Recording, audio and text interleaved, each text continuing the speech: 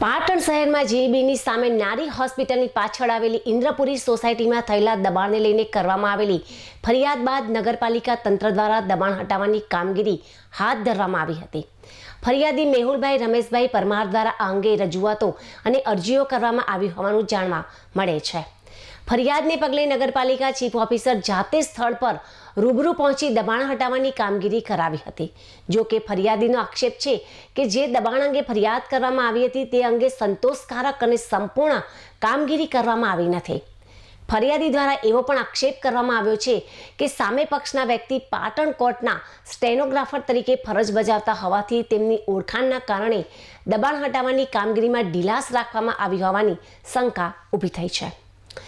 વધુમાં ફરિયાદીનો આક્ષેપ છે કે કલેક્ટર સાહેબના હુકમ હોવા છતાં માત્ર ફરિયાદી તરફના ઘરનું દબાણ હટાવવામાં આવ્યું, જ્યારે સામે પક્ષે કરેલા દબાણ સામે સંપૂર્ણ કાર્યવાહી કરવામાં આવી નથી। નગરપાલિકા અધૂરી કામગીરી મૂકીને હેરી આલે આ બધા અધિકારીઓના બેન ચીફ ઓફિસર હેરી અધૂરી કામગીરી મૂકી 20 પોતે તોડવા આવી હતી, તારા તોડ્યા વગર જઈ અત્યારે ફરીથી અરજીઓ આલી તોય આ તોડવાઈને અધૂરી મૂકીને હેરી જે તોડવાનું એ તોડતી લઈને બીજું તોડવા માટે ઉભા થયા। એટલે રૂપિયા લઈને બેઠા કે કોઈ દબાણ એ અમને કોઈ એટલે ખબર પડે તો અમે આ સોસાયટી ખાલી કરીને જતા રહીએ।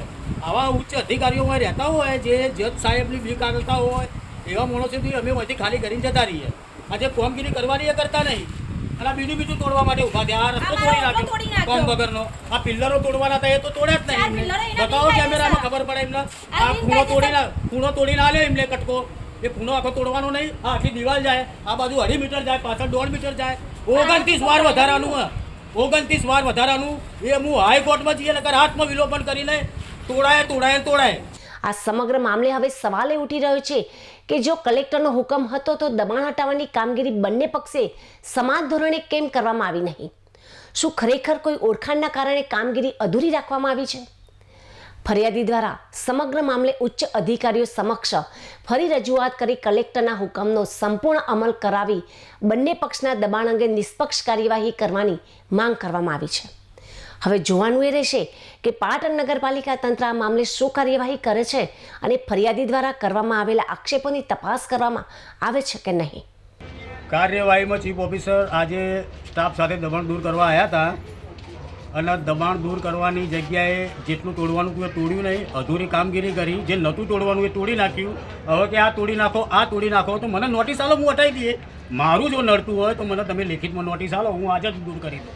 પણ જે તોડવાનું એ તમે તોડો ને, એ તોડતા નહીં બીજું ઊભું રાખે। કોમ આ પિલ્લરો તોડવાનું કીધા કે આ તો ના તૂટે બધું પેલું હેઠું આવે તો એમના બાપનું મકાન ને ચીફ ઓફિસર સાહેબે અમારે રૂપિયા નાખેલા તો એ જે તોડવાનું હતું એ કામગીરી કરી નહીં અને અધૂરી કામગીરી મૂકીને જતા રહ્યા। હવે મારા જવાબ કોની જોડે માગવાનો? 2 વર્ષથી આ મુદ્દો ચાલે।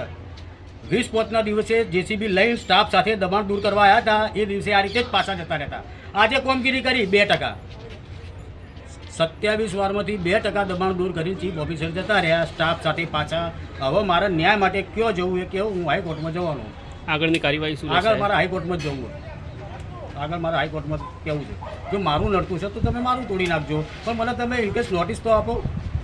તમે નોટિસ આપ્યા વગર ડાયરેક્ટ અમને તમે સીધું જેસીબી ચલાવો।